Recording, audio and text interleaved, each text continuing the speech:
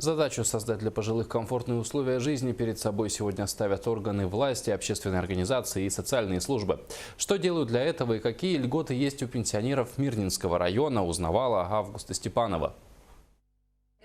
Екатерине Потаповой 86. Чтобы поправить здоровье, ветеран труда в прошлом году ездила в Якутск в реабилитационный центр. Помогли региональные власти. Компенсировали половину стоимости путевки.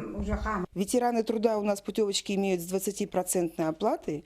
Поэтому, приобретя путевку самостоятельно на 14 дней, как предусмотрено законом, он сдает нам документы, и 80% ему возвращается. Значит, не 50, а 80% возвращается ветерану. Для ветеранов тыла путевочки бесплатные.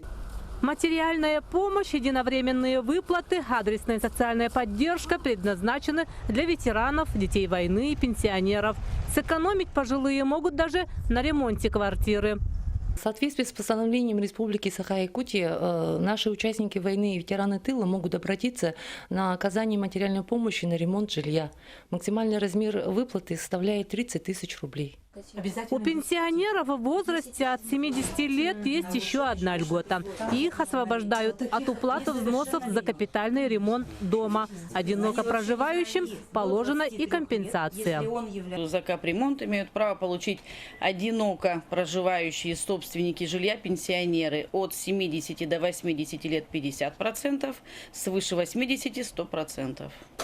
Бесплатный проезд к месту отдыха – еще одна привилегия для пожилых. Ездить в отпуск за счет государства пенсионеры могут раз в 2 года. Правда, есть ограничения по комфортности транспорта. Компенсации расходов до места фактического места проведения отдыха производится по 2 направлениям. Предварительная выдача талона на бесплатное приобретение авиабилетов до места отдыха туда и обратно. Требуется обязательно приглашение, либо телеграмма, заверенная оператором почтовой связи, либо санаторно-курортная путевка до этого места отдыха. Тогда мы можем выписывать по заключенным контрактам специальные талоны для приобретения по ним в авиакассах билеты. Второе направление – это у нас идет компенсация фактически произведенных расходов. В районе более 22 тысяч пенсионеров получат единовременную выплату в размере 5 тысяч рублей. Напомним, такое решение принято правительством Российской Федерации. Эта разовая выплата, она будет выплачиваться в январе с январской пенсии.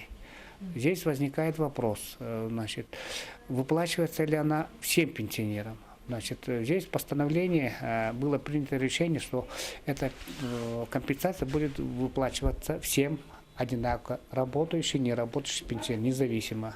И еще очень скоро мирнинцы получат социальную карту. По ней пенсионеры смогут получить скидки в магазинах, аптеках и организациях бытовых услуг.